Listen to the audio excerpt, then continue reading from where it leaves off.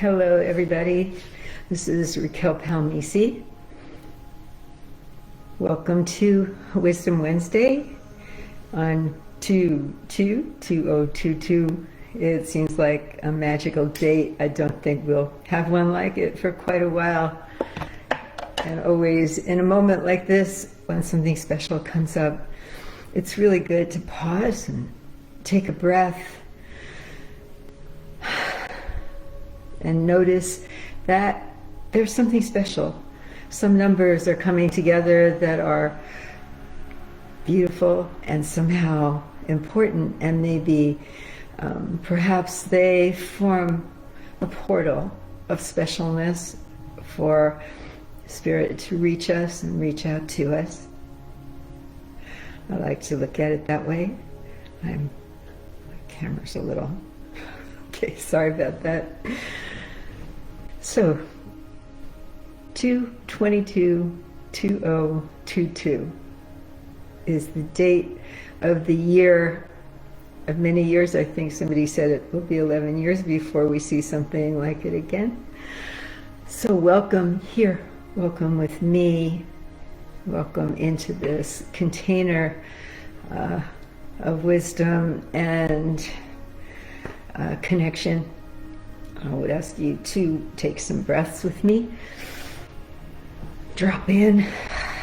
As you breathe out, feel yourself dropping down into your body, into your being, into your knowing. Feel where you might be tight or have blocked energies, and loosen them up. It's a really good thing to do. Shoulders, chin, hips, just wiggle. Breathe, wiggle, breathe. Magic medicine, always. You'll feel the top layers of whatever it is that's stuck and sticky in you start moving if you move, if you breathe deeply, and if you breathe with awareness. It's a difference. We can breathe and breathe, or we can take a really honest breath where we actually feel our bodies expanding, feel our hearts opening, feel the diaphragm lifting and opening that space where we hold a lot. And the diaphragm, when we allow it to lift, we open that space and we can begin to feel what we might be holding in there, which is exactly what I meant to talk about today. Wisdom seekers, wisdom holders, I know you are.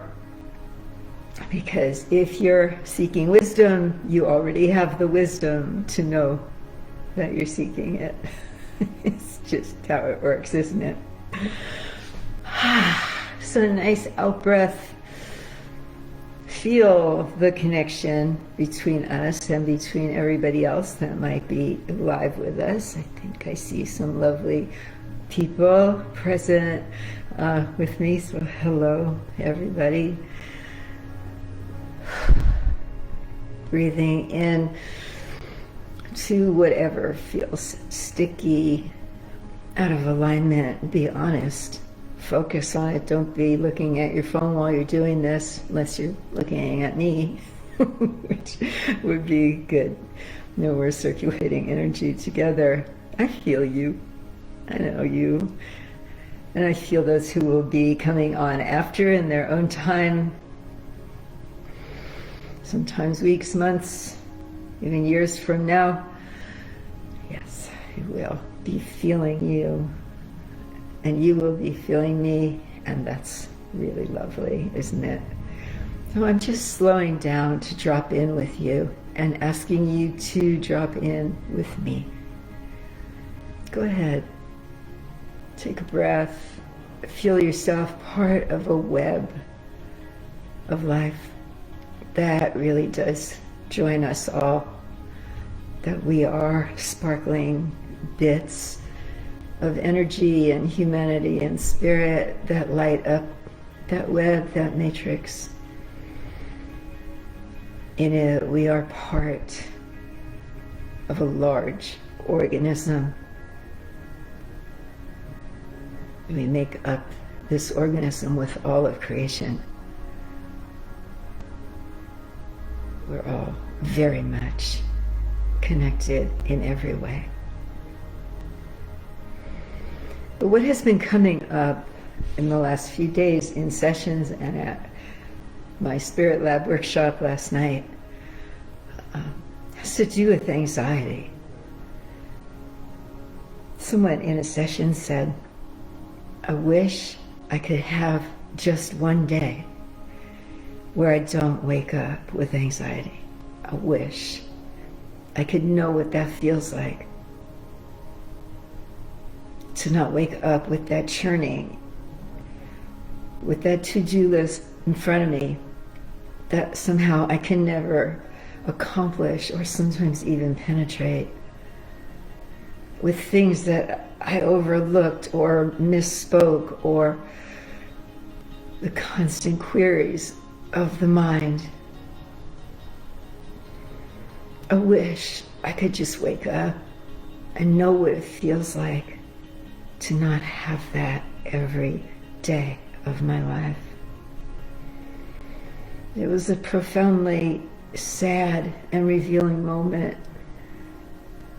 Especially now, what I'm finding is that there are so many beloved beings that are feeling extremely fearful and anxious. Anxiety is a kind of fear, but it's in its own zone, isn't it? Anxiety is the nervous system sparking.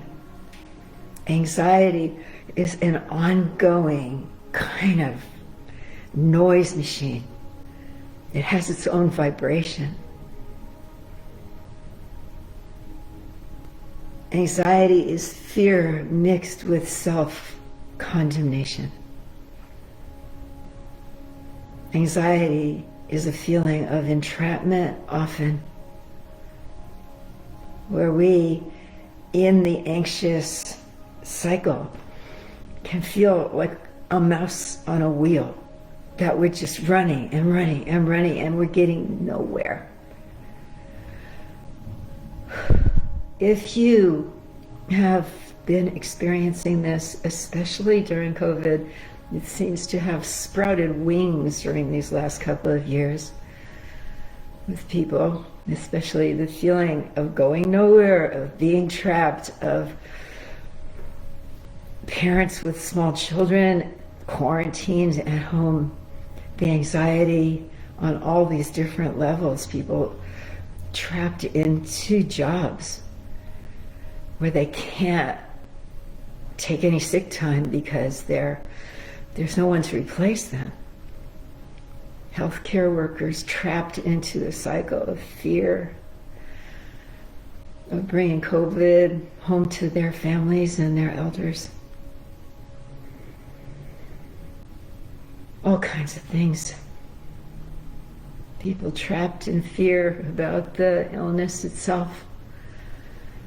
Terror of being sick themselves or making someone else sick.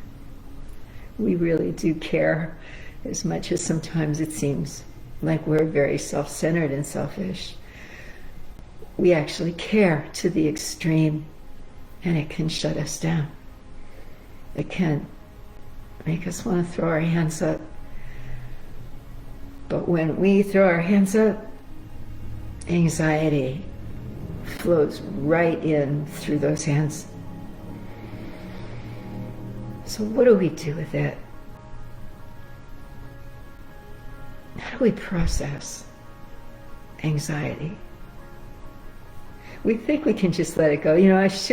Why am I feeling this? I'm so lucky. I have a roof over my head. I have a loving partner, blah, blah, blah. We don't even give ourselves the right to have it.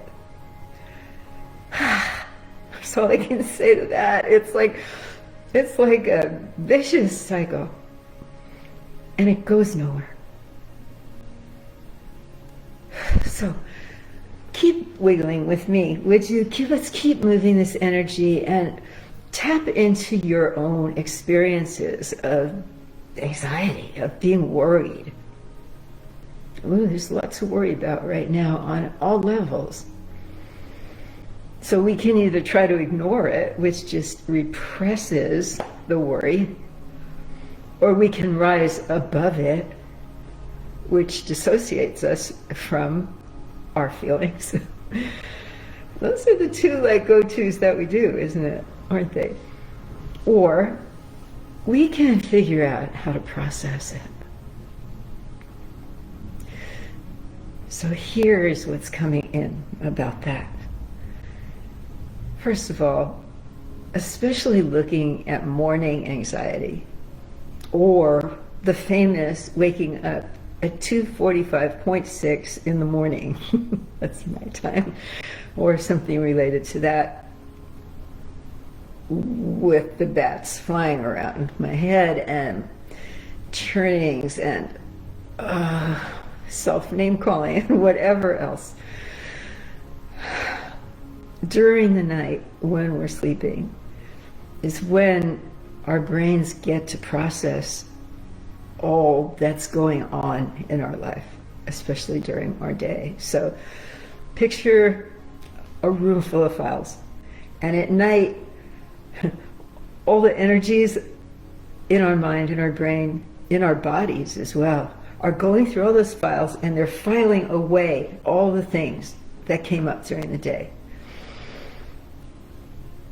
Most processing goes on when we're asleep, thank God, when our minds are actually out of the way enough for our brain to get itself organized, so to speak. Often those processes will wake us up. I think sometimes they're meant to, sometimes we're meant to have an awareness of what the process is about, so that we can aid in the processing of it. And the way we aid in the processing of it is to be conscious of what it is.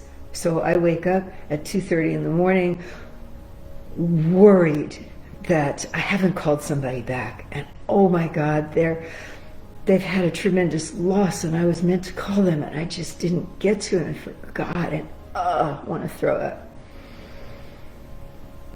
I believe Spirit meant for me to wake up and co-process that with them and with my brain chemistry. So I need to feel what that feels like. I need to be able to receive those feelings of, oh God, I hate myself. Oh, I am the worst. I need to feel all of that. And I need to breathe into that feeling of me being the worst friend that ever lived, or the most irresponsible teacher that could ever possibly be born. I need to feel that. It puts my gut on fire.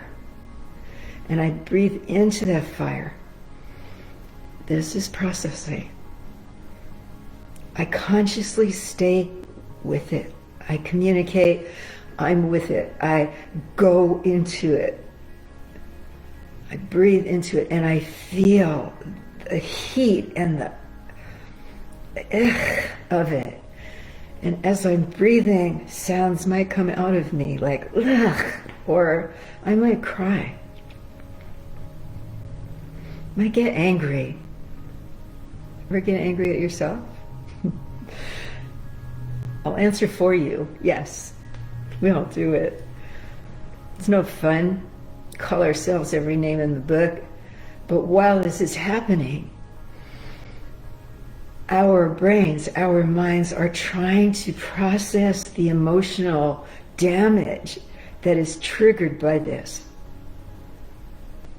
The emotional damage usually means something like, I never take care of what I should take care of, or if I always, and then it starts making a breadcrumb trail to other instances in my life where I've been such a loser. So by the time that is underway, I'm basically the worst person ever born. But what am I doing is I am staying with it. I am not believing the messaging as much as I can. I'm disbelieving the bully in the schoolyard telling me I'm the worst person ever born. And rather than that, I'm feeling the physical emanations of this process, the fire, the burning of my inner self. My heart might be breaking over this thing. It could be a serious mistake I made. And I breathe it out. So what I'm doing is I'm feeling it, I'm recognizing it, and then I'm breathing it out.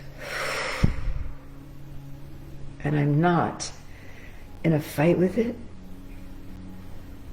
I am relaxing my body as much as possible. So if I'm lying there, I make sure my shoulders are relaxed, that my heart, instead of feeling like this, that my heart is open as much as I can. It's really hard because it wants to clench.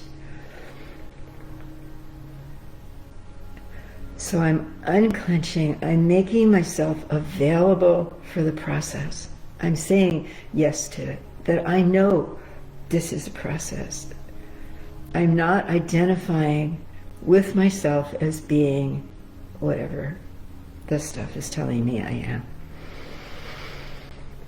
So I'm relaxing inside the process as much as I can. I'm realizing I might not be able to go to sleep. I might be up with this all night. And I say, okay. And I decide to relax my body as much as possible and not pile in more worry about being tired all the next day and not being able to do a good job at my work or my life or my kids or whatever. So here, feel yourself relax in the midst of the storm of your worry and anxiousness, of the noise, of the self-condemnation of it. Breathing. Breathe into your belly. Fill your belly. Let it expand. Feel all that's in there and release. So when we release this energy, we want to make sure, this is key, we want to make sure that we're not in a fight. We're not making the process wrong. We're not making ourselves wrong for being anxious. It's like what we do. So we're anxious, and then we make ourselves wrong for being anxious. I shouldn't be anxious. Why? I have everything. You know, all that I said before. Or I've done all this work on my emotions and my spiritual work. Why am I still feeling this so strongly? So we'll condemn ourselves. We'll make ourselves wrong. And that's exactly what we don't want to do. We don't want to be in a fight with our anxiety, because by fighting it, we make it stronger. We give it more significance. We begin to believe in it, and we begin to identify ourselves as being anxious people. I had a brilliant client yesterday. People were talking about this all day yesterday, separately. I think it's so wild the way spirit works sometimes. This is up. She said, I want to stop identifying myself as an anxious person and think of myself as a person who's experiencing anxiety. Experiencing anxiety. That is a whole other thing. Because if we identify ourselves as anxious people, that's who we are. That's our being. We're calling ourselves as a being an anxious being. It's just who I am. My mother was like that. My father was like that. My grandma, everybody were all just anxious, nervous, worrier people. So by her separating herself from the identity of being an anxious person and saying she's a person who experiences anxiety,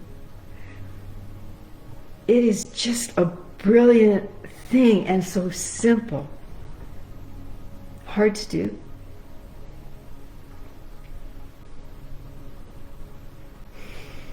So we can actually do this. We don't have to get on medication.